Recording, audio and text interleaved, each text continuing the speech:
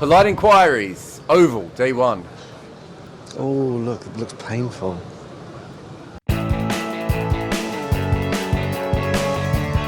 Jack Mendel says, I have tickets for day 4. Should I make alternative plans? Sure. What are your plans? It's a rich, varied, brilliant world out there. Maybe you should. Let's imagine you ever didn't do cricket for a day. What could you learn how to make an origami swan in a day? I think we both know that's not the case. Okay. I would like to thread eyebrows. I would like to learn what threading eyebrows is, and then I would like to thread the eyebrows. Well, that sounds like a useful skill. I have no useful skills. I'm purely decorative. And Jack's question's fair, because the reason it went to day 4 last time is because of Joe Root. Joe Root's out. So, yeah, you probably should be aware that you're not going to... I'd be surprised if you got full value for day 4. Joining Unrelated Dot says, is Shardul Thakur the Ian Botham of India? He is just... he averages like 16 in first-class cricket, and he swings his bat. He's absolutely fun to watch. But that's all he is. He's a lot of fun to watch, and occasionally it's going to be spectacular, and occasionally he's going to end up, falling over with egg on his face. That's okay. Sure. That's fun. Sure, he's going to be a lord and end up being trade envoy to England. Bound to happen. Life is so much stranger than anything that we could predict anyway, isn't it? Chris Ward says, is Robertson versus Kohli actually much more enthralling than Anderson versus Kohli? I've been thinking about this for a long time. I'm more interested in watching Robertson at the moment just because he's developing and he seems to be picking up skills almost every game. Anderson's been good for quite some time now.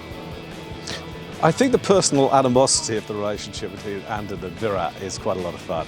And whoever wins, to see the facial contortions the other goes through is really good entertainment. Anderson today was devastated when he was being hit around by Virat briefly. So, no, I still thought it was really good fun. Rehan Shah says, have India found a Shardulka where they were looking for in Pandya? And does this mean we could see more of Ashwin? I'm going to point this out again. Coming into this innings, I'm pretty sure he was averaging 16 in first-class cricket. He's fun. He could have gone out 34 times in that innings, and I'm not sure he faced 34 balls. I think he's more Roger or Stuart Binney than any of the other people. He's a good. He reminds me of Craig McDermott's batting, but you're probably not old enough to remember Craig McDermott's batting. Oh, Lord, I compared someone to Ian Gregg the other day, and you're like, oh, Joe Biden, get on with it. Ian Gregg, yeah. Look, he hits the ball well, and it's fun. Let's just enjoy the fun. Danny says, with Joe Root gone, who is England's best hope for making a big score in their first innings? I think it's not about individuals, but their batting does go to 10 now. I think Wokes be coming in at 8 or 9. You counting Stone? Stone. What's his? Are you counting Robertson as a batter in that? He can bat a bit. So if stickability, okay. Yeah. Yeah. So if he can add 15, if Wokes can add 25, if Moen can hit 20, 25, they should go above India. I don't think 190 is a past score, but 290 might have been. I thought when India's 6th or so wicket went down, I thought England were favourites in the series for the first time. How do you feel now? Very, very even. Ronald D. Sampson says, are we seeing the last of Pujara and Rahane? Oh, I wish we'd heard the last of those questions. We haven't had a day where we haven't had... who was it? Rahane and Pujara, every day. To be fair, it's because every day they don't score many runs. It is one innings or so since Pujara scored 91, though. It's very, very possible at the end of this series they might move on from Pujara and Rahane. They might just think, we're not going to get that much more out of them. But they're both incredible players, and I don't see why we need to have this question every day. But we do have this question every day, multiple times. Leo Hartley says, is it finally time for Shreyas Iyer for India with his magic 50-plus average in first-class cricket? Look, I've done research on this, and he averages well over 50 in first-class cricket, but he averages, I think, off the top of my head, 43 in first-class cricket when he's not playing in Greater Mumbai area. He's played 3 first-class games, I think, outside of India. He doesn't play many first-class games at all because, like a lot of talented Indian players, they just don't play as much first-class cricket as they should.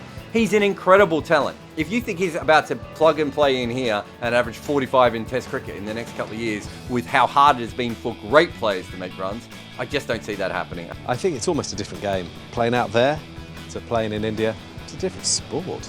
Will Cooling says, this all ends with Ashwin spinning England out on the last day of Old Trafford to snatch a 2-all draw, doesn't it, George? That's a really possible scenario, yeah. I would have picked Ashwin in every test. But Me too. Not picking him here is no more silly than not picking him in the previous ones. That isn't a pitch which screams to spinners. Personally, I'm with you. I think Ashwin has to play. I can see why everyone was upset, but I also agree with you. I don't think it means anything more that they haven't picked him for this test than they haven't picked him for all the others. I think he should have played in all of them. He's actually really good, this Ashwin guy. You should check him out sometime. I think there is a bit of ego there. I think Kohli wanted to win with spin in India, and he wants to come to England and beat England on their own terms, in their own backyard with seamers. He wants to show how good, how full of depth this India era is, and I think that is fueling him a little bit. Do you know what I want to show you tomorrow? I want to show you me in human form, love? because I'm going to be right next to you. Well, as close as we're allowed with COVID restrictions, but I'm going to be touching you from a safe distance with a pen.